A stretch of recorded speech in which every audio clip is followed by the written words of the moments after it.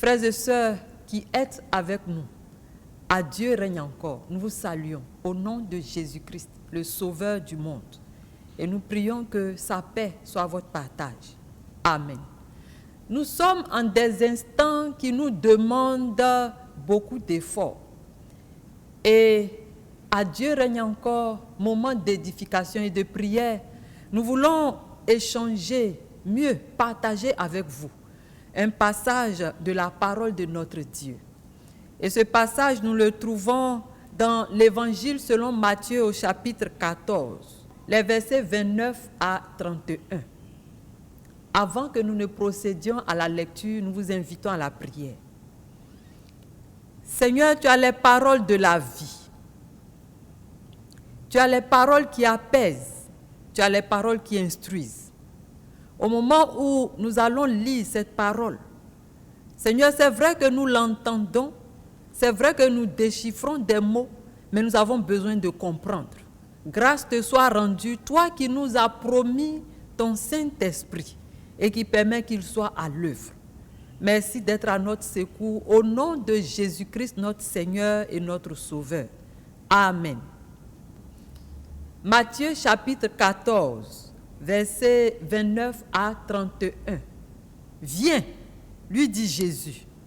Aussitôt, Pierre sauta de la barque et se mit à marcher sur l'eau en direction de Jésus.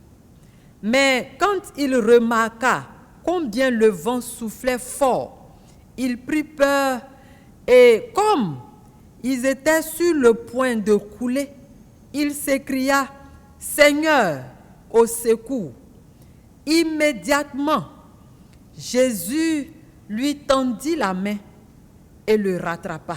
« Ta foi est bien faible, lui dit-il. Pourquoi as-tu douté ?» Parole du Seigneur. Amen. Le thème que nous voulons vous proposer pour ce moment de méditation, c'est se focaliser sur Jésus-Christ. Frères et sœurs, comme nous venons de le lire, Pierre et ses compagnons se trouvent dans une barque, alors qu'ils sont sur les eaux, qui certainement étaient agitées. Ils voient que Jésus progresse vers eux, mais contrairement à eux, Jésus est en train de marcher sur l'eau. Alors Pierre, très impressionné, veut faire comme Jésus. Il demande donc au Seigneur d'ordonner qu'il puisse lui aussi réaliser cet exploit.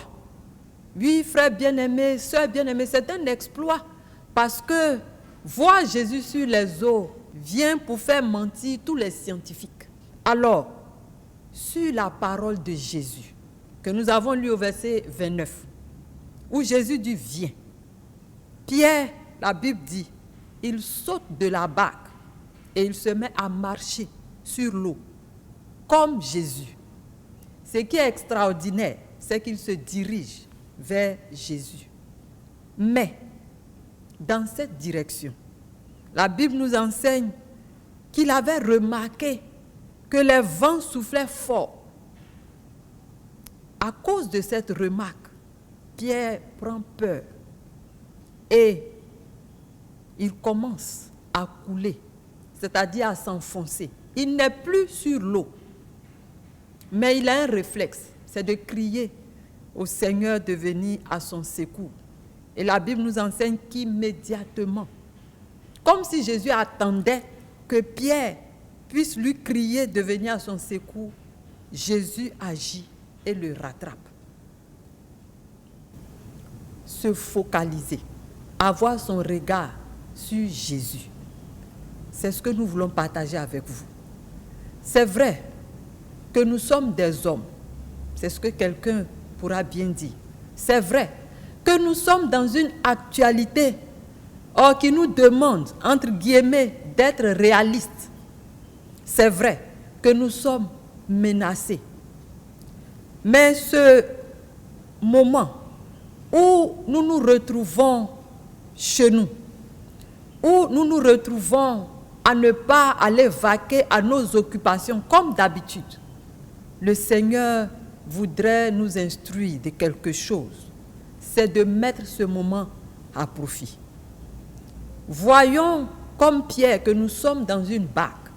Nous sommes sur une eau où les flots sont agités.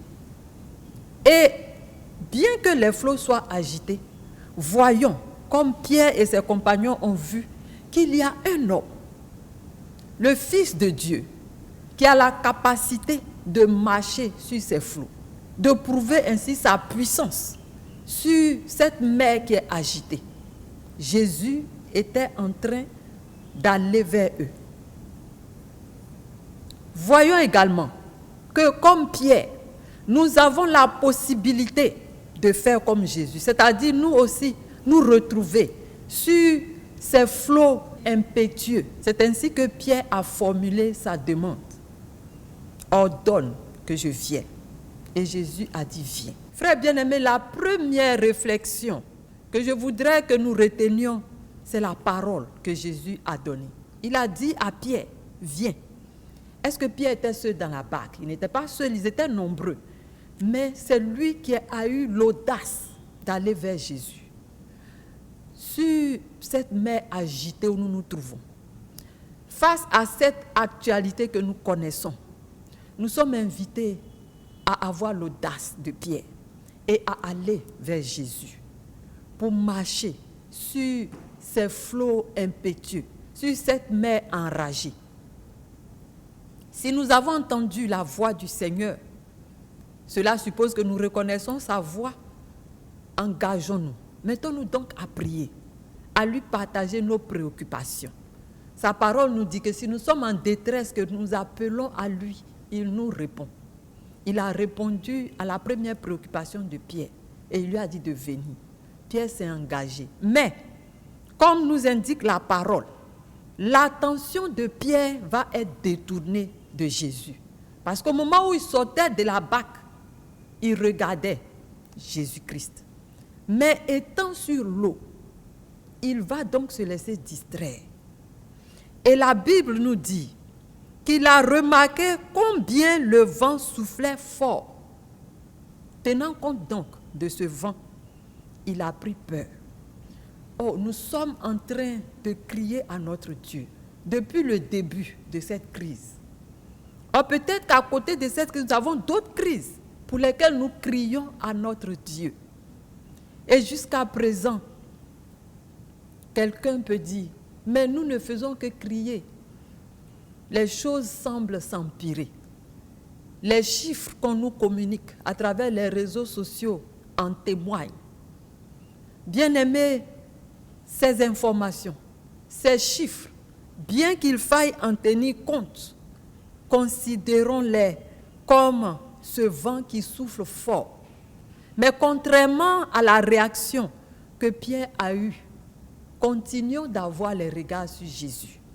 Parce que, comme nous l'enseigne la Bible, quand il a tenu compte de la force du vent, quand il a tenu compte de la hauteur des vagues, il a commencé à couler. Il n'avait plus son regard sur Jésus. Si nous nous limitons seulement à l'actualité, nous risquons de nous détourner de notre Seigneur. L'exhortation que Dieu nous donne, c'est d'avoir nos regards fixés, focalisés sur lui. Ne nous détournons ni à gauche, ni à droite. Et pourquoi? Parce que c'est notre Dieu qui a la solution. Et l'actualité nous le prouve. À côté de cette première réalité, nous avons une deuxième réalité qui est que Pierre, ayant laissé son cœur envahi par le doute, a commencé à couler. Mais comme nous indique le cantique, notre Dieu, il règne et il n'a pas de fin. Ayant remarqué qu'il était en train de couler, en train d'être submergé par les eaux, lui, un pêcheur chevronné, et donc supposé savoir nager, Pierre était en train de couler. Frères et sœurs, vous êtes des intercesseurs, vous êtes des frères et des sœurs, des hommes et des femmes de foi engagés dans le Seigneur. Vous n'êtes peut-être pas comme les autres, vous n'êtes pas pasteur. L'actualité prend le dessus sur la foi que vous avez mis en votre Dieu. Vous allez couler comme Pierre. mais que la grâce et la gloire reviennent à notre Dieu.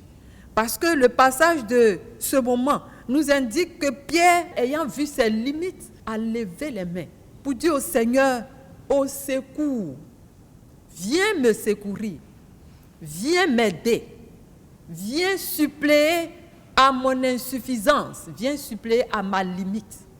Et notre Dieu qui répond toujours, a répondu favorablement à la prière de Pierre, et le passage nous dit qu'il l'a rattrapé. Bien-aimé, si l'actualité t'a mis dans une situation où tu penses que tout est fini et qu'on ne peut plus rien, je voudrais que l'exemple de Pierre puisse t'inspirer en ce moment et que tu tendes les bras, au lieu de les baisser, au lieu de te laisser couler, que tu élèves les bras encore plus haut vers notre Dieu pour lui dire, Seigneur, viens à notre secours. Et lui qui est fidèle, qui promet que si nous l'appelons dans notre situation de détresse, il nous répondra. Lui qui est fidèle, il répondra. Or, le chaos du monde est une réalité, mais la solution se trouve en notre Dieu. C'est lui seul qui nous accorde le salut. C'est lui seul qui est venu à la croix mourir. Et c'est lui seul qui est ressuscité. Il a donc pouvoir sur toutes choses. Et ce n'est pas ce fléau qui va l'arrêter. Ce n'est pas non plus ce fléau qui va l'empêcher de t'accorder de bénéficier de ses faveurs et de ses largesses. Bien au contraire, si tu reconnais tes limites, toi frère en Christ, toi sœur, Église, Côte d'Ivoire, Afrique et monde, redirige ton regard vers le véritable, le seul sauveur, Jésus-Christ. En ce moment, notre prière, c'est que nous comprenions, comme Pierre, nous avons besoin d'être plus proches de notre Dieu. Que ces fléaux ne nous éloignent pas de Dieu.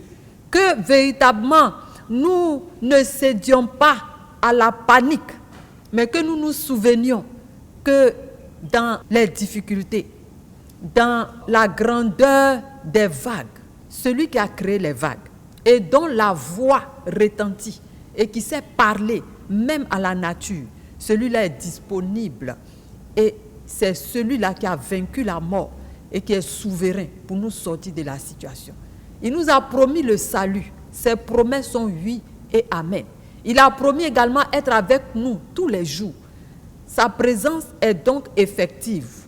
Ne nous laissons pas envahir par le doute, car le doute va nous détourner de notre Dieu qui est l'essentiel. Mais au contraire, que notre foi, que nos cœurs soient encore plus axés sur lui, afin que nous puissions voir la gloire de Dieu. Oui, la gloire de Dieu. Bien-aimé, pour toi qui ne connais pas encore Jésus et qui a la faveur de cette rencontre, entend notre voix. Nous te parlons de celui qui a vaincu la mort, de celui qui est venu pour t'offrir le salut, de celui qui a tout pouvoir sur toutes choses, le Fils de Dieu, qui t'aime plus que tout et qui est prêt également à t'accorder sa main salvatrice. Que le Seigneur te bénisse et qu'en cette période où nous avons, j'ai envie de dire, suffisamment de temps, que nous consacrions ce temps à notre Dieu, à notre relation avec Dieu et que nous demeurions fermes par la puissance du Saint-Esprit au nom de Jésus. Amen. Prions le Seigneur. Seigneur, ta parole est vie, ta parole est vérité. Ta parole nous enseigne que toi, tu vois toute la terre. Tu lis en nous comme un livre. Tu étais ce jour-là, à travers ton Fils, avec Pierre. Tu lui as permis de réaliser un exploit qu'aucune autre personne n'a jamais réalisé. Parce qu'il avait entendu ta voix et il avait résolu de suivre les instructions de cette voix. Seigneur, tu étais également avec lui quand son attention a été détournée et que le doute a commencé à l'envahir. En ce moment où nous sommes à tes pieds, avec ta parole, la Bible, dans nos mains, Seigneur, nous avouons que l'actualité tente de nous submerger. Nous avouons que notre quotidien tente de nous submerger, mais nous te rendons grâce parce que tu nous appelles à nous ressaisir, à nous affermir et à nous tourner à nouveau vers toi. C'est ce que nous faisons. Merci notre Dieu et notre Père. Merci à toi Saint-Esprit pour ton action. Au nom de Jésus-Christ. Amen. Nous allons également prier pour ceux-là qui ne connaissent pas encore Jésus. Que ces moments soient pour eux des moments d'instruction et qu'ils laissent leur cœur être convaincus que la seule solution et le seul salut, c'est Jésus. Nous prions le Seigneur. C'est toi seul qui peux intervenir, Seigneur, sur notre volonté. C'est toi qui nous assures que si nous sommes désespérés, si nous t'invoquons et si nous crions à toi, tu viens à notre secours afin de nous permettre de mieux te connaître. Seigneur, en ce moment, les cœurs sont troublés. Nous ne pouvons pas te le cacher. Tu le vois mieux que nous. Nous venons donc te prier pour toutes ces personnes, ces femmes, ces hommes, ces enfants qui en proie à l'actualité ou à toute autre réalité ont tendance à se décourager et à baisser les bras. Pour ceux-là qui veulent dire que tu les as abandonnés, tombant ainsi dans le piège de l'ennemi qui veut les éloigner de toi. Seigneur, nous prions que tu renforces leur foi, que véritablement tu leur donnes, Seigneur notre Dieu, de se sentir, Seigneur, précieux à tes yeux et de comprendre que toi tu n'abandonnes jamais et donc qu'ils n'ont pas à se décourager. Donne-leur, Seigneur, de revivre cette réalité que Pierre a vécue. Les flots s'étaient levés, mais toi, tu étais toujours debout. Donne-leur de réaliser cela et que leur cœur, Seigneur, soit affermi et apaisé au nom de Jésus-Christ. Père, nous n'oublions pas, ceux-là qui, Seigneur, veulent abandonner la foi en toi, se disant qu'ils espèrent en des chimères et que ce qui se passe est une autre réalité.